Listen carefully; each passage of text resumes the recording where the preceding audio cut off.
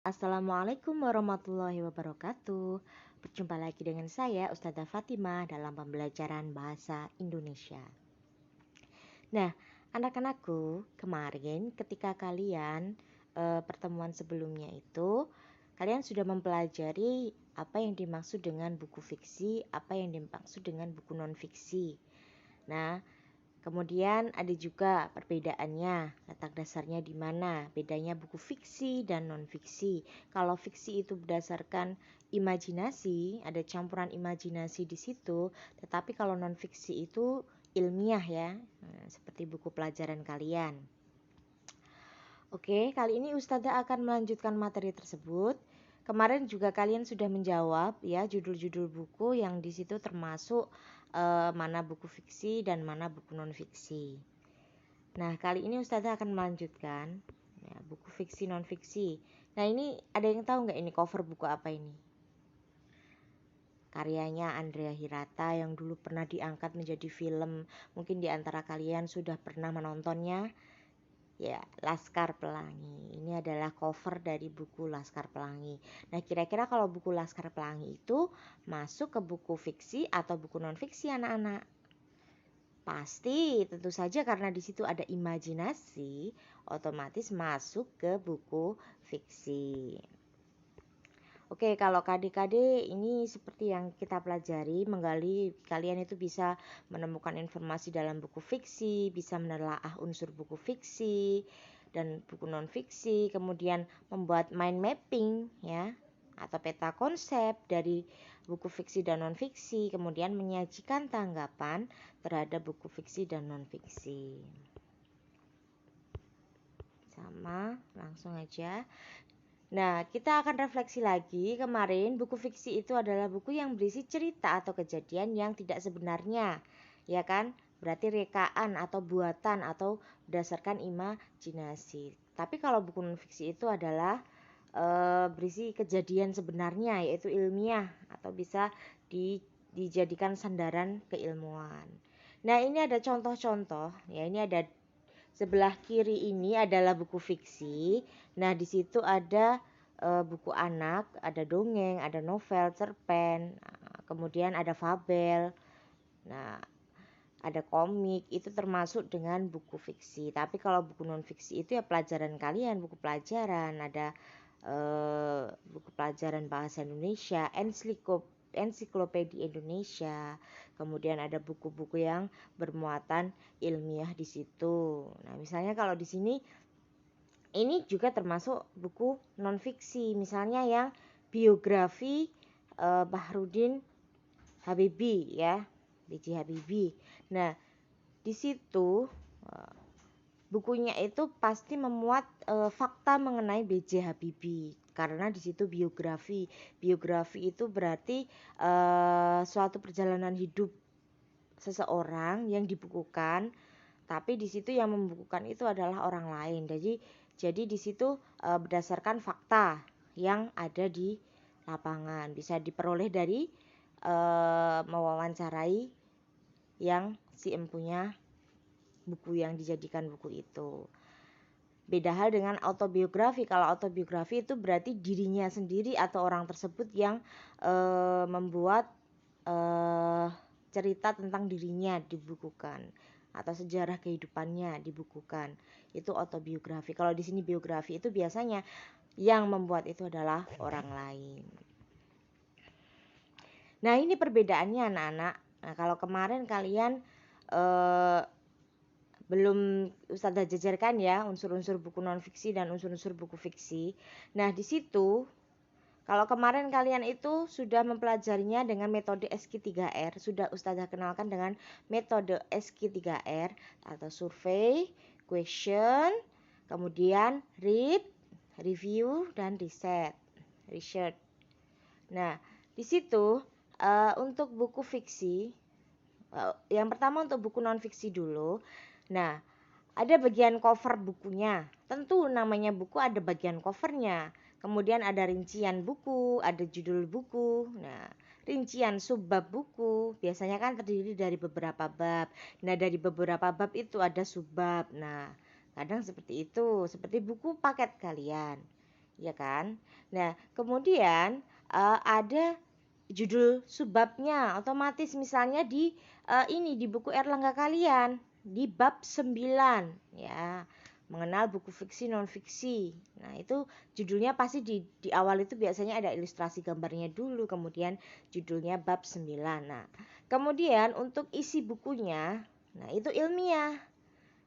Ada isinya tentunya sesuai dengan cover. Nah, kemudian cara menyajikan bukunya. Nah, jadi bedanya kalau di non fiksi itu lebih terstruktur dalam artian ya biasanya ada subbab, ada bab, ada subbabnya. Biasanya seperti itu.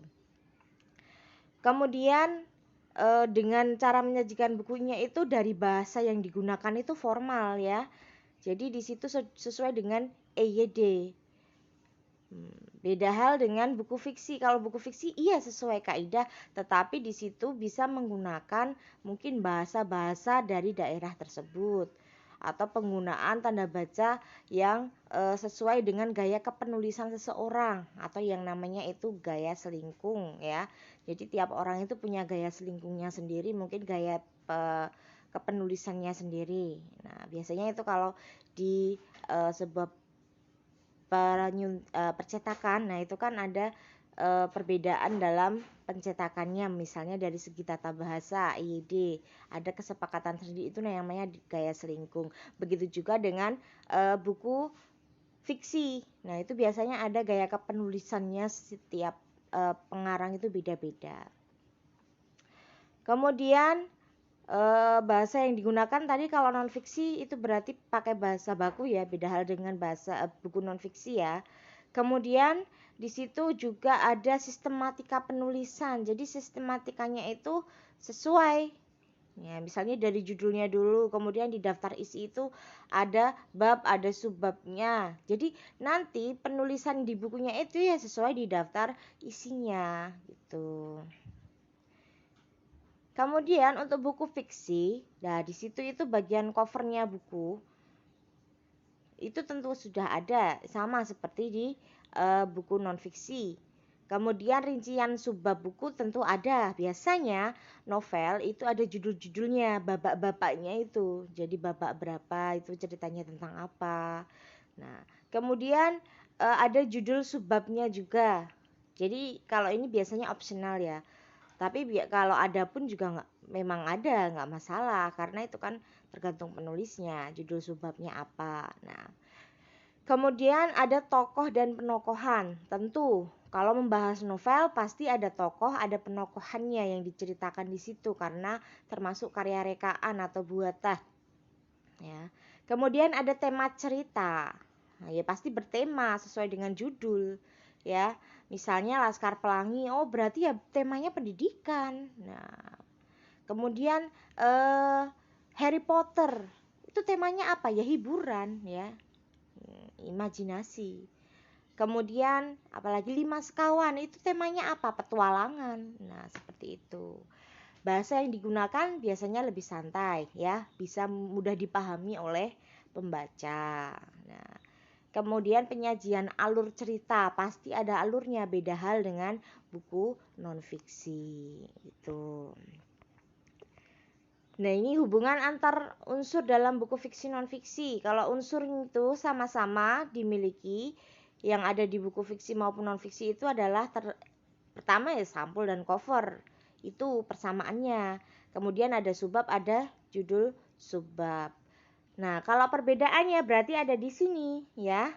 Dari isi bukunya, cara menyajikan bukunya, bahasa yang digunakan, sistematika penulisan. Kalau di buku fiksi itu ada tokoh penokohan, tema cerita, bahasa yang digunakan, dan penyajian alur. Nah, seperti itu. Oke. Nah, ini Ustazah akan menampilkan ya beberapa contoh buku.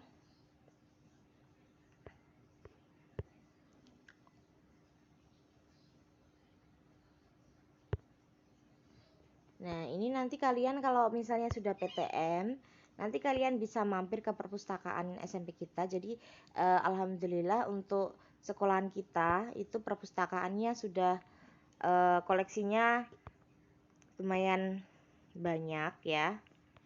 Mohon maaf, ini sinyalnya ternyata nggak terlalu bagus. Nah, ini ensiklopedi. Jadi nanti kalian bisa baca ketika kalian sudah PTM. Nah, itu ada beberapa ensiklopedi juga yang udah sekolah adakan. Kemudian ada beberapa buku bacaan fiksi juga yang misalnya cerpen, terus ada novel juga ada. Nah, ini termasuk di buku non fiksi.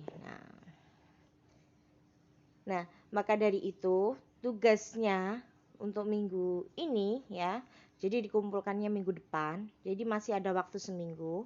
Nah, silahkan kalian pilih, tentukan, ambil salah satu buku ya, buku fiksi dan buku non fiksi. Kalau buku non fiksi jelas bisa pakai buku paket kalian ya. Kalian analisis, misalnya kalian mau menganalisis buku IPA. Nah, itu kalian jelaskan seperti dengan metode SQ3R kemarin. Nah, kalian jelaskan itu ada berapa bab, ada berapa subbab, bisa dilihat di contoh di buku paket. Kemudian satu lagi, jadi untuk pembanding nanti dikerjakan di buku tulis ya. Untuk pembanding, nah di situ yang satunya itu terserah buku apapun, tapi buku fiksi. Bisa kalian kalau punya novel di rumah, kalian coba lihat, analisis. Oh, misalnya saya punya buku 5 sekawan, ini ternyata ada 30 bab. Kemudian ada berapa subbab di situ. Kalau misalnya adanya cuma bab ya nggak usah ditulis babnya berapa ya. Jadi, oh ini misalnya ada di bab ini. Ya, ada beberapa subbab. Nah, kemudian di situ ceritanya tentang ini. Nah, ada 5W satu hanya di situ. Seperti kemarin di SQ3R. Nah, itu ya anak-anak. Jadi tugas kalian selama 1 minggu ini bisa mengerjakan itu. Adapun nilai ini nanti akan menjadi nilai di keterampilan kalian. Oke, alhamdulillahi jazakumullahu khairan. Sekian dari Ustazah. Apabila banyak kesalahan, Ustazah minta maaf yang sebesar-besarnya. Wassalamualaikum warahmatullahi wabarakatuh. Oke, sebagai tambahan biar nanti tidak ada pertanyaan lagi mengenai tugasnya minggu depan apa. Jadi kalian nanti milih salah satu buku dari 2 tema tersebut ya, dari 2 jenis buku tersebut. Jadi buku fiksi dan buku non fiksi. Kemudian kalian buat mind mappingnya seperti di halaman ini. Nah, jadi misalnya ini berarti kalau Sengsara Membawa Nikmat itu adalah buku fiksi. Nah, silahkan dibuat seperti ini. Ada berapa bab di situ. Jadi Ustazah tahu. Kalau ini kalian boleh milih, kalian boleh cari, kalian boleh di situ menganalisis yang dimiliki. Kalau misalnya nggak punya, gimana? Pinjem. Silahkan yang punya novel, yang punya komik, ya, silahkan dipinjem. Kalau komik agak susah ya. Novel saja permintaan Ustazah. Novel atau kumpulan cerpen itu boleh, ya.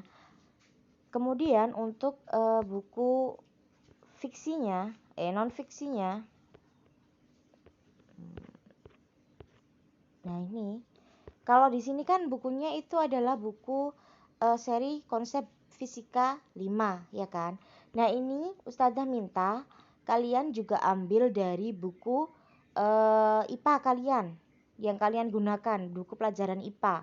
Kalau ini Ustazah tentukan. Jadi nanti membuat mind mappingnya itu satu dari buku pelajaran, buku non fiksinya itu adalah buku IPA. Tapi kalau yang fiksinya itu kalian bebas ya, yang kalian punyai di rumah. Syaratnya yang kalian punya itu difoto dulu. Biar Ustazah tahu itu novel atau sekedar buku rekaan biasa ya.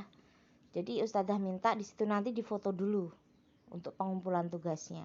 Nanti Ustazah berikan linknya di bawah. Jadi ada link presensi, ada link pengumpulan tugas. Nah, nilai ini nanti yang masuk yang Ustazah masukkan di tambahan di nilai keterampilan. Oke. Ini mudah ini ya. Ustazah memberikan tugas yang mudah ya. Jadi amal soleh jangan sampai menyepelekan, tetap dikerjakan. Kalau tidak ya nanti mohon maaf nilai di raport akan jelek ya. Karena ini salah satu penunjang untuk mengupgrade nilai-nilai kalian yang kemarin itu belum sempurna atau belum ada peningkatan. Oke? Sekian. Alhamdulillahi jazakumullahu khairan. Wassalamualaikum warahmatullahi wabarakatuh.